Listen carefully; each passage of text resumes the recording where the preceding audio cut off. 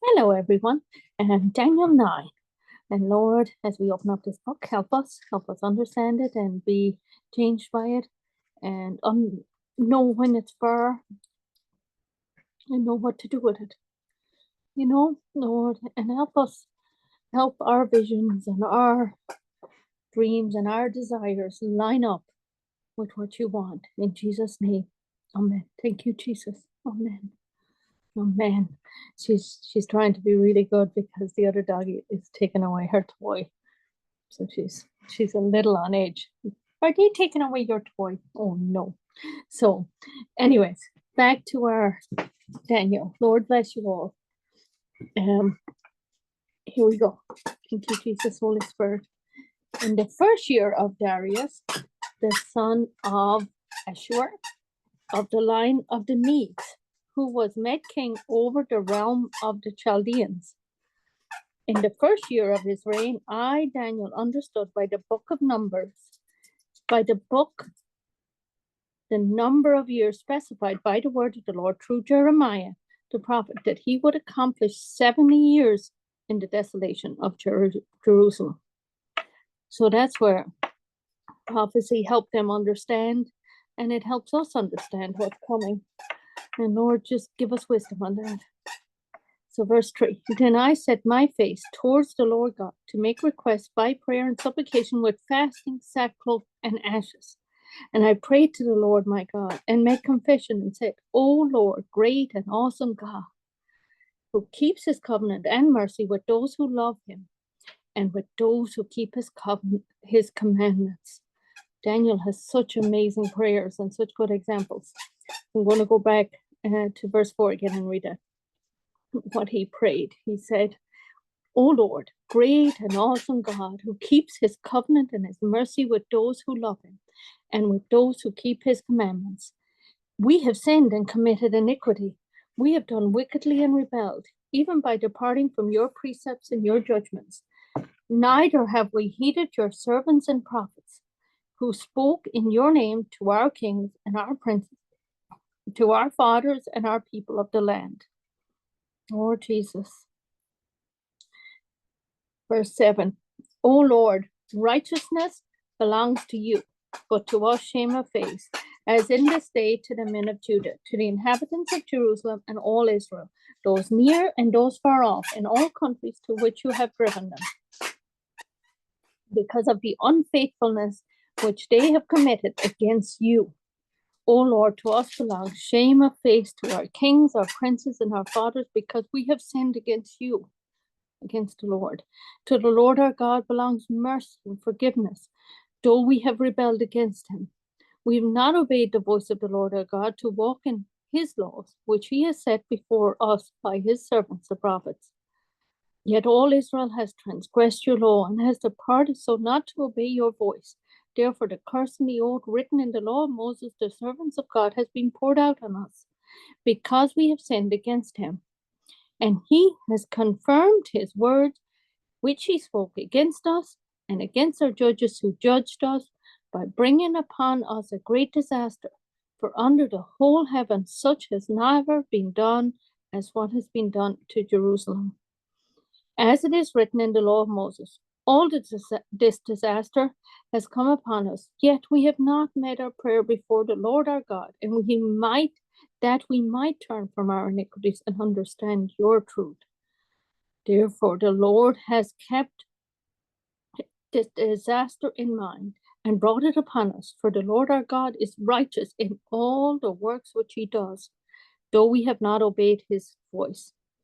And now, O Lord our God, who brought your people out of the land of Egypt with a mighty hand and made yourself a name as it is today, we have sinned. And we have done wickedly. O Lord, according to all your righteousness, I pray, let your anger and your fury be turned away from your city, Jerusalem, your holy mountain, because of our sins and for the iniquity of our fathers. Jerusalem and your people are a reproach to all those around us. Now, therefore, O God, hear the prayer of your servant and his supplication. For the Lord's sake, cause your face to shine on your sanctuary, which is desolate. O my God, Incline your ear and hear, open your eyes and see our desolation and the city which is called by your name. For we do not present our supplication before you because of our righteous deed, but because of your great mercies. O Lord, hear. O Lord, forgive. O Lord, listen and act. Do not delay for your sake, for your own sake, my God, for your city, for your people are called by your name. Just that last part again. Do not delay for your own sake, my God, for your city and your people are called by your name. Now, while I was speaking, praying, and confessing my sins and the sins of my people Israel, presenting my supplication before the Lord, my God, for the holy mountain of my God. Yes, while I was speaking in prayer, the man Gabriel, whom I had seen in the vision at the beginning, being caused to fly swiftly, reached me about the time of the evening offering. And he informed me and talked with me and said, "O Daniel, I have come forth to give you skill to understand. At the beginning of your supplication, the command went out, and I have come to tell you, for you are greatly beloved. Therefore, consider the matter and understand the vision." Wow. 70 weeks are determined for your people, for your holy city, to finish the transgression, to make an end of sin, to make reconciliation for iniquity, to bring in everlasting righteousness, to seal up vision and prophet, and to anoint the Holy One, the Most Holy, and to anoint the Most Holy. Sorry about that. So let me read that part again. I'm sorry that I made a mistake there. 70 weeks are determined for my people and for your holy city, to finish the transgression, to make an end of sin, to make reconciliation for iniquity, to bring in everlasting righteousness, to seal up vision and prophecy, and to anoint the Most Holy. Know therefore and understand that from the going forth of this command to restore and build Jerusalem until Messiah, the Prince, there shall be 7 weeks and 62 weeks. The street shall be built again, and the wall, even in troublesome time.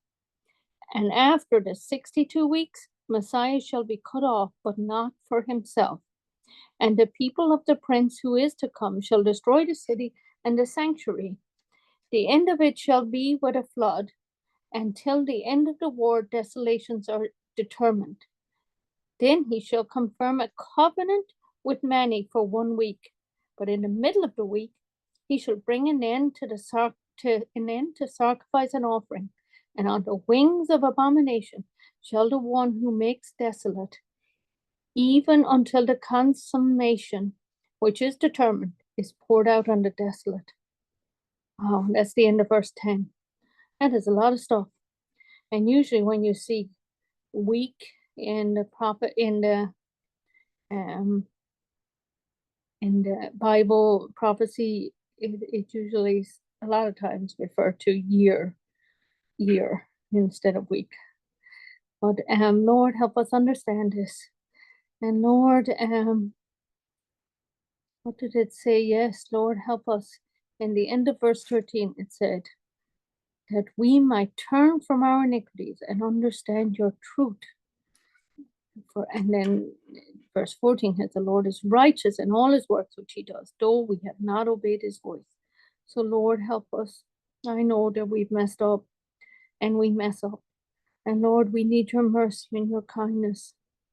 And we don't deserve it, but we appreciate it, Lord. And help us not to sin against you. Help us to be walking in the path that you want us to be. And help our vision and our desires and everything line up with yours. And our ways line up with your ways. So that we can walk in your path that you have for us. In Jesus' name, amen. Lord bless you all. Bless you. Bye from Dora too.